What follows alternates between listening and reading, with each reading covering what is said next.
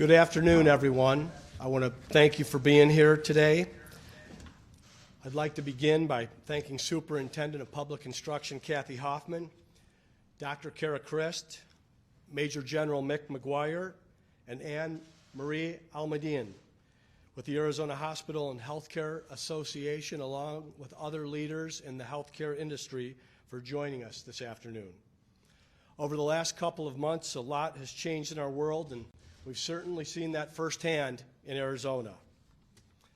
On Sunday, January 26th, Dr. Christ briefed us on the first confirmed case of novel coronavirus, or COVID-19, in Arizona. On January 27th, we activated the Health Emergency Operations Center to track the spread and coordinate our state's response. Nationwide, we've seen the spread surge. No state has been exempted from this outbreak. On March 2nd, thanks to the leadership of Dr. Christ and our state health professionals, the Arizona State Lab became one of the first labs in the nation to be certified by the Centers for Disease Control and Prevention to test for COVID-19. By Wednesday, March 11th, Arizona had 9 confirmed cases of COVID-19. On the same day, taking every precaution necessary, I declared a public health emergency and issued an executive order suspending visitation to nursing facilities to protect those at highest risk of the disease, the elderly, those we love the most, our parents and our grandparents. On March 15th, amid staffing shortages at our schools, I was grateful to have the partnership of Superintendent Kathy Hoffman in announcing a statewide school closure in Arizona. On March 19th, as hospitals across the country struggled with critical resources, including masks, gowns, and gloves, we halted elective surgeries to free up medical resources and maintain the capacity for those providing essential services. As stores struggled to keep their shelves full during unprecedented demand, we activated the Arizona National Guard to assist grocery stores and food banks with restocking shelves. And the same day, in accordance with public health recommendations and the CDC, I issued an executive order requiring restaurants in Arizona counties with confirmed COVID-19 cases to provide dine-out options only, and closing bars, movie theaters, and gyms. That was not an easy decision. As a former small business owner, I know the strain that it's placed on our economy, our employees, and our employers. But it was the right thing to do, and it was the right time to do it. Across the state, Arizonans are doing their part. It's clear from the empty streets and traffic-free highways that Arizonans are heeding the advice of public health officials. Businesses have closed or implemented physical distancing measures. People are staying home, staying safe, and staying healthy. Churches and congregations aren't meeting. Casinos aren't operating. Spring training is canceled. Opening day has been delayed, sporting events aren't occurring, and the opportunity to congregate in large numbers has significantly, if not entirely, diminished. And today there's no such thing as rush hour in Tucson or Phoenix. Arizonans are staying home because it's the right thing to do. My top priority has been protecting public health, and it's been the top priority of my team and of our entire state government. With the steady leadership of Dr. Cara and General McGuire, we've been working nonstop. Just this past weekend, in response to a surge of cases on the Navajo Nation, they worked together to assess the healthcare need and deploy 2 Black Hawk helicopters filled with 8 medically trained military personnel and 19 guardsmen to set up field hospitals, adding 50 hospital beds. It's been an all-hands-on-deck approach, and my entire administration has been part of it. Chief Operating Officer Daniel Ruiz is coordinating our agencies through my office, working with leaders like Sandra Watson of the Arizona Commerce Authority, who's working with small businesses to provide small business economic relief resources. Agency directors like DES Director Tom Betlak, who stepped out of retirement. And I want to say thank you again to Tom Betlak. He stepped out of retirement to ensure that Arizona's social safety net is stretched and strengthened. And DCS Director Michael Faust, who's been steadfast in his efforts to mitigate the impacts of school closures on Arizona's most vulnerable children. Just today, this team took additional actions. These are our latest, and they will not be our last. Look for more throughout the week. We announced a cooperative agreement with banks to protect small businesses and families from eviction and foreclosure. Under the agreement, banks are suspending evictions and foreclosures for at least 60 days, with the potential to extend that period for the duration of the state's emergency declaration. I want to thank our banks and bankers for stepping up and our entire business community for being good corporate citizens through this crisis.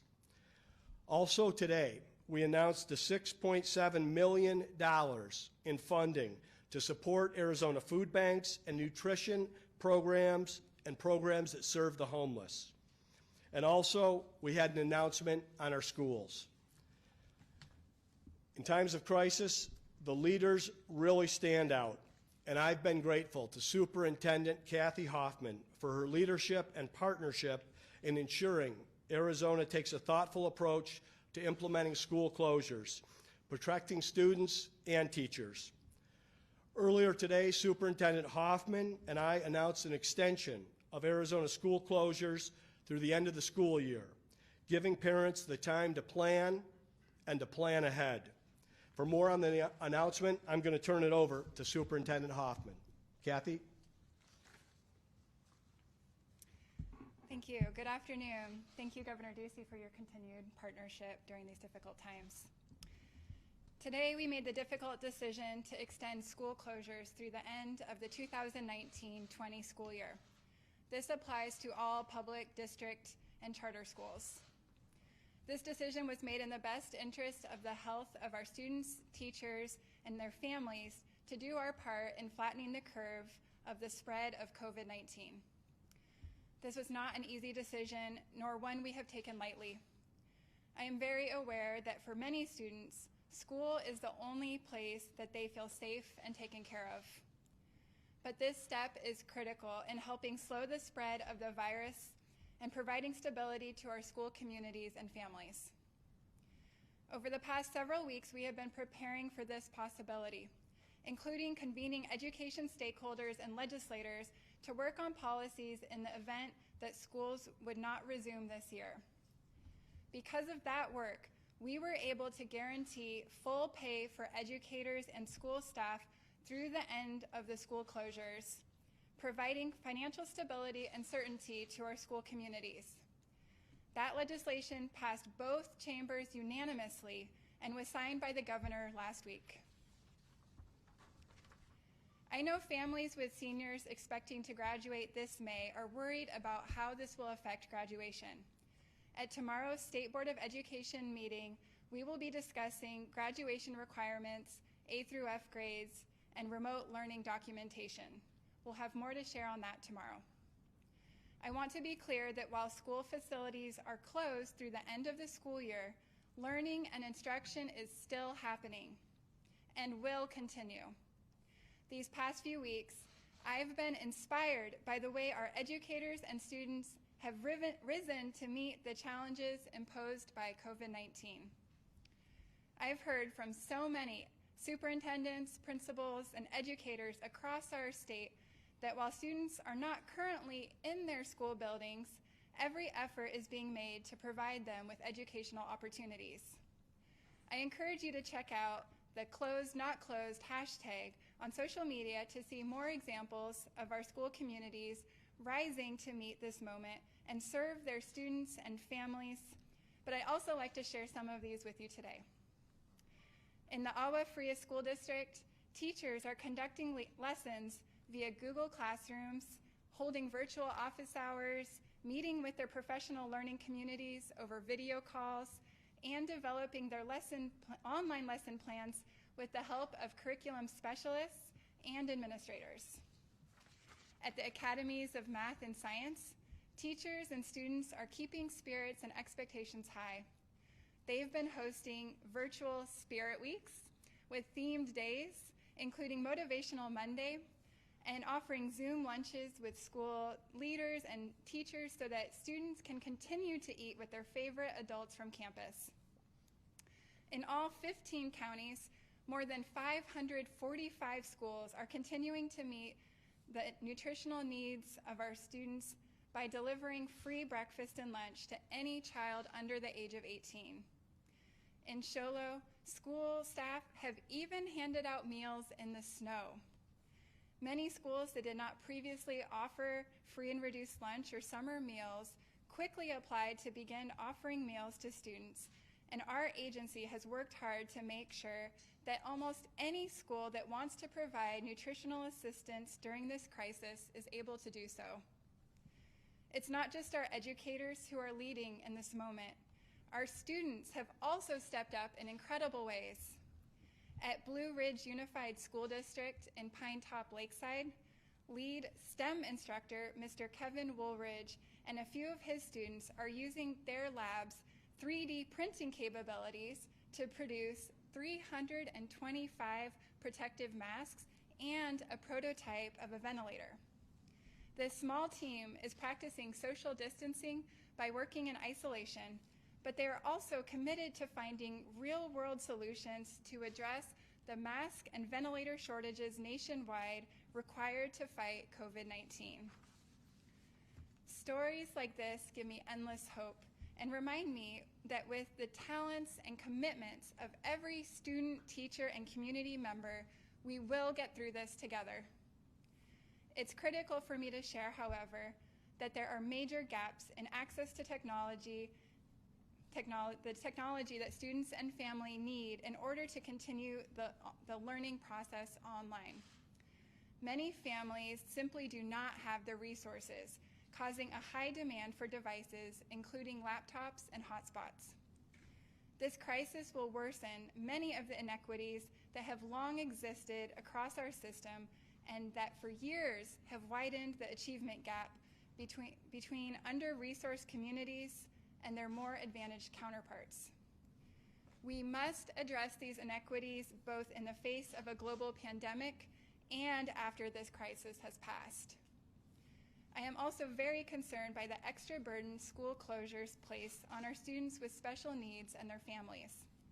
The services provided at our public schools are critical to their wellness and success. The Arizona Department of Education is working overtime to provide clear guidance to schools on how to ensure continuity of services and general education opportunities for our students with special needs. In the meantime, we've encouraged schools to be as flexible and creative as possible to meet all of our students' needs, sending take-home packets, calling students and families, and using bus routes to deliver meals and homework. Our Department of Education is diligently working to comprehensively address the obstacles associated with distance and digital learning. We are working with other state agencies to increase access to Wi-Fi and hotspots, as well as broadband in our rural communities. We have sent guidance to districts and schools on how to leverage existing federal funds to purchase technology for students. And our department's K-12 standards team has already begun to hold weekly meetings with district content specialists to understand our teachers' needs and challenges during this new learning environment. As this situation continues, the Department of Education will continue to work with schools across the state to address and fill these gaps to the best of our ability. I'm thankful for partners like Arizona PBS and Arizona Public Media for stepping up and providing blocks of educational programming by grade on their networks. You can find details on our website about these resources and many others, which is azed.gov. I want to again remind all Arizonans that our children and students are looking to adults for comfort and reassurance in these scary and uncertain times. It is our role, above all else, to set an example of kindness, compassion, patience, and goodwill as we continue to navigate this situation together. Finally, to all of Arizona's students, I could not be prouder of each and every one of you. Although this school year doesn't look the way we thought it would, I know that we are going to come out of this even stronger and more resilient than ever. Thank you. Thank you very much, Superintendent. Throughout this process, I've made it clear, in Arizona, we are going to take a calm and steady approach, making data-driven decisions and act with urgency to protect public health and build capacity in our healthcare system. Today, I'm announcing that the time for further action is now. Earlier this morning, Dr. Cara, the same leader who saw Arizona through H1N1, Ebola, and the 2016 measles outbreak, made the recommendation that we enhance our mitigation strategies. Her recommendation, based on the latest Arizona-specific data, is to implement enhanced physical distancing measures.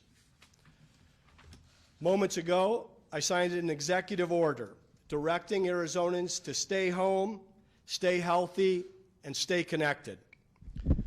Across the country, we've seen stay-at-home orders and shelter-in-place orders. And once the semantics are set aside, the implementation and the goal are one and the same: enhanced physical distancing measures to slow the spread of COVID-19. Our order takes a uniquely Arizona approach. It's a holistic approach that prioritizes all of public health, placing a focus on staying home to slow the spread, staying healthy and active, and staying connected to provide the much-needed support we can provide one another in these unprecedented times. Effective tomorrow at close of business, Arizonans are directed to limit their time away from home, except to conduct or participate in essential activities or essential services. We do not want people to feel trapped or isolated in their homes. The weather is beautiful right now. Find a way to get out and enjoy it with physical distancing. One important point that I want to stress, and I ask the media to help amplify this: grocery stores and pharmacies are not closing. Grocery stores and pharmacies are not closing. They will remain open, and everyone should continue to buy 1 week's worth of groceries for 1 week's worth of needs. That way, there will be plenty of stock available for everyone in our state. Our supply chain is strong. And restaurants across the state can continue to offer takeout and delivery services. Please patronize your local restaurants and be as generous as you can with your tips to our service workers. While this physical distancing order will not eliminate the spread of the virus, it can continue to help slow the spread. Already there is evidence that the steps we've taken to date are making a difference. Our goal here is to protect the lives of those we love most and to ensure the healthcare system has the capacity to provide them with the care and comfort they deserve. For more on the findings and recommendations that led to this order and how Arizona is working to increase capacity in our healthcare system, I want to turn it over to Dr. Cara, Director of the Department of Health Services, along with Major General McGuire of the Arizona National Guard and Anne Marie Almadine of the Arizona Hospital and Healthcare Association. Dr. Christ. Thank you, Governor, and good afternoon, everyone. As Governor Ducey mentioned in his remarks, the world truly has changed over the last few months. Across the country, we've seen the rapid spread of COVID-19, a highly contagious, serious, and in some cases fatal disease, and no state in the nation has been spared. As of today, Arizona now has 1,157 cases in all 15 counties across Arizona. We've seen the tragic loss of 20 Arizona lives. With widespread transmission of COVID-19 in our state and increased testing, we know these numbers will only continue to increase. To date, we've taken aggressive action to follow CDC guidance to combat the spread with school closures and the governor's executive order to prohibit dine-in services at restaurants and the closure of all bars, movie theaters, and gyms. Across the state, public health officials have been grateful for the governor's thoughtful, data-driven approach in Arizona's response to COVID-19. In making our decisions, we continuously monitor several data points, including the number of cases, the spread of the virus through our communities, and the impact on our hospitals. Our epidemiologists track these figures as a way to make informed recommendations on all of our mitigation strategies, and we take all aspects of public health into consideration, including the mental health and well-being of our citizens. Arizona, much like the rest of the nation, continues to see an increase in cases and deaths. It has now impacted all of Arizona with confirmed cases in every county. As we've built capacity in testing, we've seen an increase in the percent of community lab tests that are positive. And our hospitals have seen an increase in patient visits for COVID-like illnesses. Public Health has been working with our healthcare and county partners to mitigate the spread of a few outbreaks among high-risk groups. COVID-19 is extremely contagious, and it is so important to take steps to protect those at highest risk for complications and deaths. We've worked very closely with our commercial lab partners to build capacity in our testing, and we're seeing positive results from these efforts. It has been ramping up. To date, 16,759 tests have been administered. That's an increase of about 6,700 tests since Friday. Our healthcare system continues to maintain strong capacity, and we've taken steps to preserve critical PPE supplies and add beds necessary to accommodate our worst scenario projections. In addition to Governor Ducey's order suspending elective surgeries to preserve PPE to date, we've received nearly 75% of Arizona's strategic national stockpile supplies. We've gotten over 181,095 masks, 532,000 surgical face masks, 54,048 face shields, almost 60,000 surgical gowns, and over 430,000 gloves. In terms of ventilators, we assessed our inventory of roughly 1,000 ventilators across the state, and we're currently directing $10 million from the Public Health Emergency Fund to provide funding to hospitals for the purchase of additional ventilators. We continue to monitor our request and work with our Health and Human Services partners for the 5,000 additional ventilators we requested. And we continue to survey anesthesiology devices used in outpatient procedures that might be available to convert to ventilators that could treat those with COVID-19. Currently, we have 16,900 hospital beds in Arizona and 1,530 ICU licensed beds. Last Thursday, Governor Ducey issued an executive order requiring hospitals to increase their bed capacity and take steps to optimize staffing levels and maximize critical resources. Over the weekend, we engaged the Army Corps of Engineers to assess locations across the state for alternate care sites and additional high acuity care.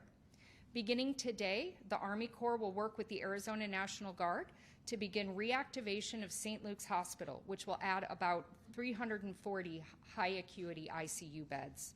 And we'll continue to assess sites in Maricopa County and in our state's northern and southern regions. The mental health and well-being is always top of mind for public health professionals. And with federal and state legislation to provide economic relief for Arizonans during these challenging times, as well as a number of initiatives implemented by the governor through the executive order, we're hopeful this will help alleviate anxiety and fear among the citizens of our state. Based on our epidemiological analysis and in alignment with the Centers for Disease Control and Prevention, I believe now is the appropriate time to recommend elevating our guidance. I don't make this recommendation lightly. As I've said before, I have significant concerns about the public health impacts that a prolonged physical distancing strategy could have on the mental health of Arizonans, the financial ramifications to individuals and businesses, and the fear and anxiety caused by COVID-19 can also have a negative impact on our community's mental health. During these unprecedented times, now more than ever, it's important that we emphasize the support we can provide to our fellow citizens and make it clear. Physical distancing should not deter us from social connectedness. I'm grateful to the governor for issuing the Stay Home, Stay Healthy, Stay Connected order, and for his commitment to protecting all aspects of public health. I urge every Arizonan to heed the advice of our public health professionals. Doing so will preserve capacity in our healthcare system and protect the lives of Arizonans at high risk for complications due to this disease. You can find additional information on the governor's Stay Home, Stay Healthy, Stay Connected order, enhanced information about confirmed cases and testing, and additional preventive measures that you and your family can take to reduce the spread of COVID-19 at azhealth.gov. With that, I'll hand it over to Major General McGuire, who through the Arizona Department of Emergency Management and the National Guard has been an invaluable partner in protecting public health. Good afternoon. I want to give you a quick update and first say thank you so much to Governor Ducey, the Commander-in-Chief of the Arizona National Guard, and his full faith and confidence in our leadership team doing both emergency management and military affairs in our agency. As he mentioned earlier, I want to provide a little context for all of you about how the state responds when I talk about the idea that local incidents are executed, and when resources are overwhelmed, they call us for state management. If we're not able to do that, we reach out to the federal government for greater levels of support or enduring commitments. Saturday night at around 20:50 or 8:50 in the evening, I got a call from both FEMA, our Health Emergency and State Emergency Operations Center, about an emergent situation in Tuba City at an Indian Health Services facility there that had more patients that needed acute care than staff available. We quickly generated Team Arizona to coordinate with the Flagstaff Regional Medical Center CEO to send a liaison officer out there to assess the situation on the ground, while we simultaneously were able to put together an 8-person medical go team from the Arizona Army National Guard. We brought them in and launched them at 8 o'clock the next morning with 2 Blackhawks, and we loaded on those Blackhawks additional PPE for the staff at the facility in Tuba City. That 8-person crew was able to assist not only with the care of patients, but provide assistance quickly to remedy and stabilize the situation. I'm happy to say that additionally our federal partners resourced a 14-person National Disaster Medical Support Team that Dr. Christ authorized, and that team arrived this morning and will be able to be assisting in Tuba City with the increased capacity as we've developed a plan to help move out the high acuity patients to higher levels of care in the region. When Governor Ducey mentioned the issue with field maintenance or field medical facilities that we requested, Arizona was able to resource the last of the 50 federal medical systems, a 50-bed unit, and we set it up at Chinle. Completion of that setup was done about an hour ago. Many of you heard me talk when we first talked about task force logistics and the delivery of the food supply, that there may be an additional requirement for other task forces, engineering, logistics, aviation, and in this particular case, all of those things were relevant. When we received the equipment and Dr. Chris's team was able to say that it was there to be trucked to the facility in Chinle, the federal government and FEMA has a contract, but all 8 teams that are contracted to do that were deployed to other locations. So we immediately pivoted 26 of our soldiers from Task Force Logistics, sent them to Chinle with trucks and equipment, and that facility is up, but not yet running as we work through the staffing problem to staff that 50-bed facility for low acuity patients servicing all of the Navajo Nation not just in Arizona, but in New Mexico, Utah, and Colorado as well. Finally, to the discussion about the St. Luke's and the high acuity. In the name of expectation management, Sunday we signed an agreement after the Corps of Engineers did a site survey to reactivate 8 of the 9 floors at St. Luke's. We'll develop statements of work in the next 72 hours with an estimated time of completion to reactivate the facility of 21 days. We'll do that through contracted entities and our great Arizona construction companies and those that can immediately meet those needs. And we are now pivoting, as Dr. Christ mentioned, to look at low acuity sites in northern, central, and southern Arizona, and how we would staff and design those systems, again, with contract or guardsmen to gap coverage until we can get those things on contract. So I'm so proud of this team, Team Arizona led by Governor Ducey, and I'm absolutely confident we'll be able to continue to manage these things. I want you all to stay healthy. Thank you.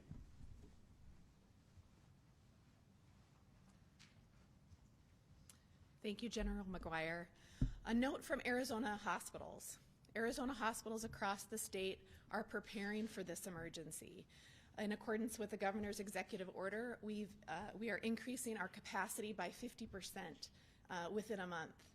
And hospitals have been there to care for our communities and our patients as you need it. And we will be here during COVID-19. And as you all know, hospitals prepare for emergencies on a routine basis. But there is nothing routine about COVID-19. And hospitals and the healthcare providers cannot do this alone. We require all Arizona citizens to take heed, to stay home, to stay healthy, to stay connected, because the healthcare community and the providers who provide that care to you and your family are relying on that. So stay home and take care and be safe. Thank you, Anne Marie. I really appreciate that. I think we say stay home, stay healthy, and stay connected. General McGuire, thank you very much. Dr. Christ as well, and all our healthcare leaders that are joining us today. We'll take some questions. Let's start with Howie. Governor, let me start off with your directive, sort of stay home, stay healthy, stay connected. What's the hammer on this? What's the penalty if somebody decides, I want to go out, I want to hang around, I want to go to a tattoo shop? Well, and I don't even know how this affects, do certain businesses have to close? The specifics are in the executive order. I'll refer you to that. I mean, the idea is we want people to stay home, of course, to stay healthy, and like I said, that means getting outside. You can be active, you just need to socially distance from one another. If you're sick, you should stay home. And the stay connected part of it is that this is going to be a tough month or two. April can be a very difficult month on mentally fragile. So let's use the technologies that we have. Let's FaceTime people. I've got a 96-year-old grandmother that lives in this state. My mom would be mad at me if I called out her age, but let me just say that my 96-year-old grandmother had my mom when she was very young. My father-in-law is 93 years old. We've been doing a lot of phone calls, a lot of FaceTiming, and we want people to stay connected. And we think that's a good way for the entire health care of not only combating COVID-19, but allowing people to not go stir crazy and to be active, and if they want to get on their bike or go for a walk or a run, and then taking care of those that need help, staying in touch. I want to make sure I understand, Governor. Obviously, all these press conferences, we hear about it, then we go back and get the executive order. Are certain businesses? There are enforcement mechanisms in the order, and the business, the definitions are detailed. Bianca, we'll go to you. Yep. So can you specifically talk about how this will impact Arizonans? In particular, what do you hope to see change compared from today to tomorrow at close of business? And kind of going off what Howie said, how does this impact the prior list of essential services you named, in particular golf courses, beauty salons? So the objective here is to continue to mitigate and to slow the spread. And like I said, this decision was made with Arizona-specific data to where our state is. All of us have been very busy. We've been working very hard. This was the first weekend I was able to actually be home for a little bit, and I watched some of the national news. And now I better understand the fear and anxiety that is gripping the nation and of course, the state. We have had vigilance and concern since day one on this, and we're going to continue to have that. Arizona is in a different position than other places that have been hit first and hit harder. We are not only given the time to plan and prepare, we are in a pretty good position right now. Now, we're going to continue to get all hands on deck, increase hospital capacity, build healthcare capacity, and plan for a potential worst-case scenario. So the idea is this will have fewer people outside. Already, things have shut down to a large degree. They're going to shut down even further. But the idea of the focus is I wanted to make sure that the order is out there, that it's clear, that there are enforcement mechanisms, but some of the language that you hear on the national shows, and I want to thank the people in the room, that's not what I've heard from our media, and we've really, I think, done a good job in getting the facts out there and reducing the fear, because the facts are enough to concern people. But when you use words like shelter in place, well, I mean, that's what happens during a nuclear attack. That's what happens when there's an active shooter. We want people to stay at home. It'll have the same type of effect. But we also realize that people are going to need an outlet, and there's a way to do it in a safe way, and the order has the mechanisms. JJ, can you give us some examples of activities that would be okay today under the current guidance? I'm going to refer you to the order. Okay, then you mentioned that you made this decision looking at Arizona-specific data. Can we get some specifics? What are the metrics we're looking at, and at numbers? What changed over the weekend to put it into that threshold? So I'm surrounded by subject matter experts, and I'm listening to them. And I'll bring the subject matter expert to the podium so she can explain her rationale in the guidance she gave me today. When we looked at the data, we were looking at several different aspects, and one of the things we were trying to assess was the health of our healthcare system. So in addition to the numbers and the number of counties, we did hit all 15 counties. We are widespread in Arizona. We monitor through different types of surveillance the impact of visits for COVID-like illness or influenza-like illness to our emergency rooms and our inpatient facilities. And so what we saw was an increase, a sustained increase in those visits over the past couple of weeks. And then we also look at what type of, how many positive out of our commercial labs. So what's the percent of positives that individuals who are symptomatic and are getting tested are, because that gives us a baseline, and we had just in this last week seen an increase in that as well. Are there specific numbers on visits for COVID-like symptoms? I believe we went from a 2% to a 6% and almost a 7% of all of the visits being for COVID-like illness. That exceeded the threshold that my epidemiologists had set, and I believe we're at about a 6% positivity rate in our commercial labs. We're going to go to the board here. We're going to start with Stephanie Inez from the Republic, and then we're going to Deborah Dale from KTAR. Stephanie? Hi. Stephanie, go ahead. Okay, hi. Governor and Dr. Chris, a lot of people in the community want to donate PPE. Is the state going to have a centralized way of donating, or is it still going through individual hospitals and health systems? Stephanie, thanks very much for that question. I want to say not only are a lot of people in the state, there have been a lot of people around the country that have wanted to help out with PPE. Some have reached out to me, others have reached out to our team. People are reaching out to Dr. Christ. Dr. Christ, will you give a way that they can contact us or whoever so that we can receive this PPE? Thank you. Anne-Marie? The Arizona Coalition for Healthcare Emergency Response is www.azcher.org. That's a central repository for those who have needs and then those who actually have supplies. So if anybody goes to that website, they can see what the needs are in your community, and you can post if you have supply. So this is a statewide resource that anyone can access via the web. Thank you, Anne-Marie, and I think you can see also from Dr. Christ's presentation and the PowerPoint the hundreds of thousands of items that we've been able to accumulate.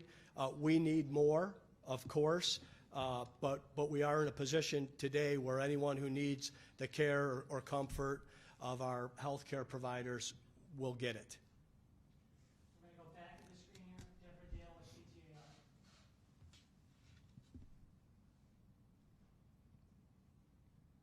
Deborah, go ahead. Never mind. Okay, if we can't get Deborah, we'll go to the room here. We'll start here, then we'll go around to 15. As far as time frame, for the stay-at-home order, are we looking at a similar time frame of 1 to 2 months, thinking it's going to be at least a couple months, maybe even the end of May? What we wanted to do was put it out there. It's in alignment with the federal recommendations as well, and we'll revisit as necessary. Melissa and then Mark. Governor, you guys are obviously working off some data and numbers and projections that ADHS has internally. ABC 15 has been asking for that data, that modeling and projections. Is there a reason why we're not being provided that information, but we're getting other data sets from, say, Washington State that indicate that we're in a much different position than you guys have let on here? Well, I've made a commitment that we're going to be timely and transparent. When I know something, you're going to know something. We're putting out all the information that I'm being briefed on every morning and every evening on the azhealth.gov website. Mark? Actually, this is for the superintendent. Good afternoon. Good afternoon. I'd like to ask you, how are you going to make sure that the students are ready to head to the next grade? You know, we're in very uncharted territory here. How do you know that these kids are, or are they just going to get a pass because of the extenuating circumstances they find themselves? This has been a very difficult line to walk, as you can imagine, because we have such discrepancies between families that have the technology at home, who have internet connection, who have laptops, and then the students who don't. And we've been collecting data on what the needs are of our students by asking districts who have been surveying their families. And there are, I mean, it's much larger than I ever could have imagined. It's probably over 100,000 at a minimum of students who don't have the technology at home. And then when we've looked to see how can we mitigate that, what could we possibly do, there's also the issue right now that laptops and hotspots are on back order because the entire country has been shifting to telecommuting. I've even reached out to our business leaders in Arizona and asked, do you have any extra laptops that you could provide our students? I've reached out to our college and university partners to see, do you have extra laptops? So this is a very serious issue. There are also students some of our students with disabilities who can't access curriculum by going online. They just, due to physical or other types of cognitive impairments, would not be able to access the learning online. So I already know this is going to cause a huge divide in the students who have the means and the students who don't have the means. And it's frankly heartbreaking for me to think about. And so we're doing everything we can as a state, reaching out to all of our state agencies, to our business partners, to our universities and colleges, because this is not going to be a short-term issue. This is going to be a long-term issue for our students. So what happens next year? I can just leapfrog into August, when there's all this uncertainty about the academic credentials how does that change your world, the world of teachers? Well, I am thankful that we've been in very close communication with school leaders. We've been convening groups of superintendents and charter leaders to talk about that, to talk about what does this look like. I think right now we're very focused on this school year of what does graduation look like, what does online learning or distance learning look like. So we're pretty focused on that right now, but we've already started to broach that conversation of what might this look like for the next school year, and I know that conversation will continue. And I'm also very thankful, I didn't mention this before, but thankful for the federal funds that are coming our way through the federal stimulus funds. We expect hundreds of millions of dollars that will give our schools a boost that could also be used for things like technology. We're going to go up front here, number one up on the board, please. Sure. Wendy Smith-Reed, of course, resigned recently, saying essentially that you're not following the emergency management plan. Could you tell us what that plan is, why you're not following it, and of course your response to your resignation? So I want to say thank you to Wendy Smith-Reed for her years of state service. I'm grateful. When there's an emergency, I expect DEMA to serve in a support role. When there's a wildfire, the Director of Fire and Forestry takes the lead, and DEMA serves in support. Today we have a public health emergency. Dr. Cara and the Department of Health Services is taking the lead. My expectation is that DEMA will be in a support role, and they are in a support role led by Major General McGuire. We're going to go to the board here.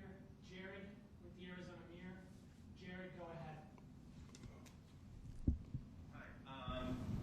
This question's for Major General McGuire as well as Dr. Cara. I was hoping to get some information about, you spoke about what's going on with Chinle taking Black Hawk helicopters out there. I'm curious as to what kind of efforts are being done to help with the more rural areas of Arizona to ensure that they're getting the supplies they need and the things that they need in this crisis. We have a lot of areas in Arizona that are in areas that are hard to access with infrastructure that's not exactly there, especially in areas of the Navajo Nation. I'm just kind of curious as to what efforts are being done to ensure that these areas are getting the resources they need in order to combat this growing pandemic. Yeah, thank you for the question. So every Monday, Wednesday, Friday at noon, I coordinate with all tribal emergency managers, 22 tribes that have lands in the state, and all 15 county emergency managers where they have a direct line to me at any time. They can get me hold of me other than that, but where they look forward about what they think they may need to have resource. As I mentioned earlier when we talked about Tuba City, and you can think about parts of this in Arizona, the difference that we have in Arizona is in many ways the fact that we're 400 nautical mile by 400 nautical mile square. It's a long way to cover and sometimes what is an emergent situation. So to your question, all of the rural counties are being serviced today. On my noon call today, the two counties that were most confident that they had bridged the gap on the food supply and securing food, ice, water, and medicine were actually Apache and Gila County. Two counties that were hit pretty hard with the surge in purchasing, but those two county emergency managers said, General, we appreciate the fact that we were in all 15 counties from Friday all through the weekend on that resupply mission.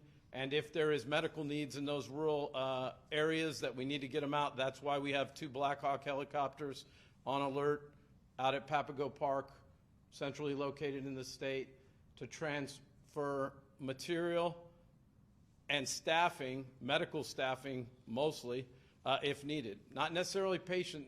We have a whole air ambulance system that covers that. So that's how we're servicing the rural communities right now. Thank you.